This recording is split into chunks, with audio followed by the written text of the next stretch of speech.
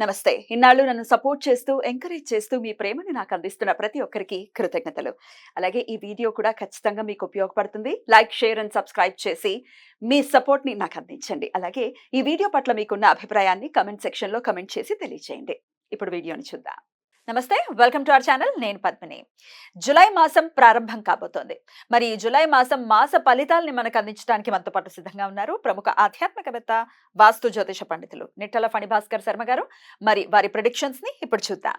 కుంభరాశి వారికి జులై మాసం ఎలాంటి రిజల్ట్స్ ని ఇస్తోందో చూద్దాం. వీక్షకులందరికీ నమస్కారం.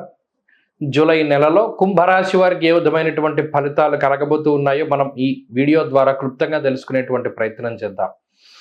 ముఖ్యంగా జూలై నెలలో ఉండేటువంటి గ్రహస్థితిని చూసినప్పుడు కుంభరాశి వారికి ఏలినాటి శని దోషం ఉన్నది, అర్ధాష్టమ గురుని దోషం ఉన్నది. అయితే ప్రధానంగా 13వ తారీఖు జూలై వరకు కూడా కుజుడు తృతీయ స్థానమందు అనుకూలించబోతూ ఉన్నారు. రాహు 2వ స్థానమందు అనుకూలంగానే ఉన్నారు ఈ నెలంతా కూడా. అలాగే ఈ నెలలో ప్రత్యేకించి పొందేటువంటి బలం ఏంటి అంటే రవి బలం. 17వ తారీఖు దాటిన తర్వాత షష్ఠ స్థానంలోకి రవిగ్రహం రావడం వల్ల కూడా కుంభరాశి వారు కొంత బలాన్ని పెంపొందించుకుంటారు. అంటే ఈ నెలలో 3 బలయుక్తమైనటువంటి గ్రహాల యొక్క స్థితిగతులు ఉన్నవి. అయితే ఇక్కడ ఒక విషయం గుర్తుపెట్టుకోవాలి. 13వ తారీఖు వరకు మాత్రమే కుజుడు అనుకూలంగా ఉన్నారు. 14వ తారీఖు దగ్గర నుండి లేదా 13వ తారీఖు రాత్రి దగ్గర నుండి అర్ధాష్టమ కుజుడు తన ప్రతికూలతని ఇస్తారు. అయితే 17వ తారీఖు వరకు కూడా పంచమంలో రవి ప్రతికూలంగా ఉన్నారు. 17వ తారీఖు దగ్గర నుండి షష్ఠ స్థానంలోకి రవి వెళుతూ ఉన్నారు. అంటే ఈ మధ్యలో ఉండేటువంటి పీరియడ్ 13వ తారీఖు నుండి 17వ తారీఖు మధ్యలో ఉండేటువంటి పీరియడ్, ఈ 4-5 రోజులు ఏదైతే ఉన్నదో అది చాలా కీలకమైనటువంటి సమయంగా మనం భావించాలి.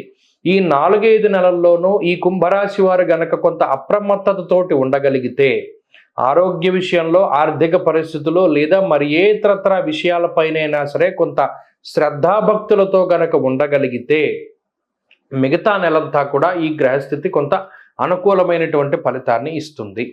ప్రత్యేకించి ఈ గ్రహస్థితి వల్ల ఆర్థిక పరమైనటువంటి అంశాలను గనక పరిశీలనం చేస్తే, తృతీయంలో కుజుడు విత్తలాభస్తదారోగ్యమిష్టసిద్ధి సుఖావహ అనేటువంటి శాస్త్రవచనం ప్రకారం అటు ఆర్థికంగా మంచి ఉన్నతమైనటువంటి స్థితిని కలగజేస్తారు. అష్టమం తృతీయంలో ఉపచయ స్థానేషు క్రూరో బలీచేదృతే అంటూ ఉన్నది శాస్త్రం. పాపగ్రహాలు ఉపచయ స్థానాల్లో శుభ ఫలితాలని ఇస్తాయి.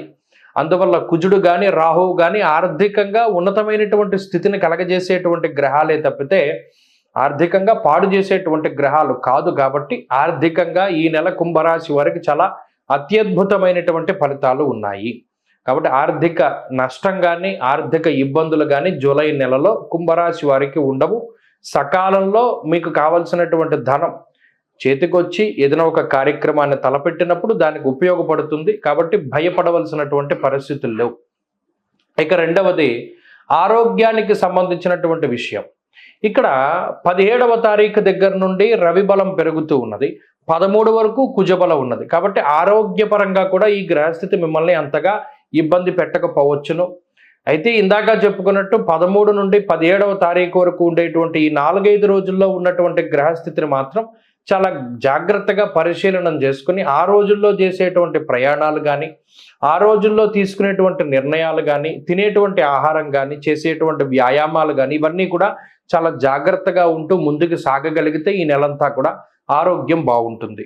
ఇక మూడవది కుటుంబపరమైనటువంటి విషయాలు. అటు జీవిత భాగస్వామితోటి, తల్లిదండ్రులతోటి, తోబుట్టువులు, మిత్రులు, బంధువులు, సన్నిహితులు ఇలా ఎవరైతే మీరు కుటుంబంగా భావిస్తూ ఉన్నారో వారితోటి ఈ మాసంలో సఖ్యత వాతావరణం ఉంటుంది.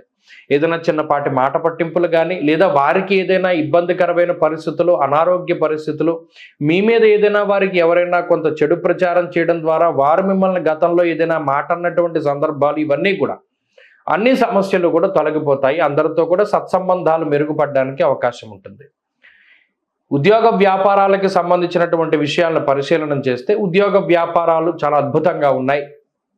ఉద్యోగపరంగా ఉన్నతమైనటువంటి స్థితి ఉన్నది. మంచి లాభాలు, ఉద్యోగంలో ఎదుగుదల, ప్రమోషన్ లాంటివి కనబడుతూ ఉన్నాయి. వ్యాపార లాభానికి అవకాశం ఉంటుంది. అన్ని పరిస్థితులు కూడా వ్యాపార పరంగా కానీ ఉద్యోగ పరంగా కానీ చక్కగా సానుకూలంగా ఉన్నాయి. విద్యార్థులకి గ్రహస్థితి చాలా అనుకూలంగా ఉంటుంది. జూలై నెలలో కుంభరాశి వారు ఎవరైతే పోటీ పరీక్షలు, విదేశీ యానము, మౌఖిక పరీక్షల్లో పాల్గొంటూ ఉన్నారో వారందరూ కూడా మంచి విజయాలను సాధించగలుగుతారు.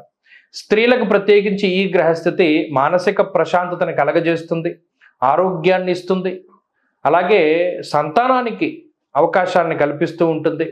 ఉద్యోగ వ్యాపారాలు చేసేటువంటి స్త్రీలు మంచి ఉన్నతమైనటువంటి స్థాయిని చేరుకోవడానికి అవకాశాన్ని ఇస్తుంది. మొత్తం మీద కుంభరాశి వారి అందరికీ కూడా ఈ నెల చాలా మంచి ఫలితాలు గోచరిస్తూ ఉన్నాయి. జాతకంలో ఉన్న దశాంతర దశలు కూడా అనుకూలంగా ఉంటే ఇది మరింత ఉన్నతంగా ఉంటుంది. జాతకం బాగా లేకపోతే ఈ గోచార ఫలితాలు కూడా అంత గొప్పగా సంప్రాప్తం అవ్వవు, కాబట్టి కొంత జాగ్రత్తగా చూసుకోవాలి.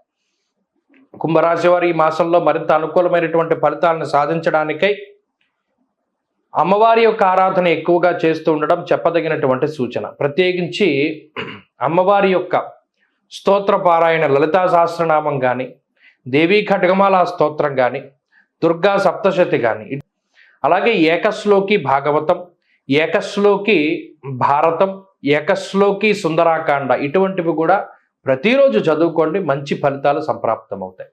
స్వస్తి. ద్వాదశ రాశుల వాళ్ళకి కూడా జూలై మాస ఫలితాలు ఎలా ఉన్నాయో తెలుసుకున్నాం కదా. మరి వారు అందించినటువంటి ప్రొడిక్షన్స్ డెఫినెట్ గా ఒక ఇండికేషన్. వాటిని దృష్టిలో పెట్టుకుని అలాగే చెప్పినటువంటి పరిహారాలని కూడా పాటించుకుంటూ ప్రతి ఒక్కరికి కూడా ఈ మాసం పీస్ఫుల్ గా వెళ్ళాలని మనస్ఫూర్తిగా కోరుకుంటూ నమస్తే.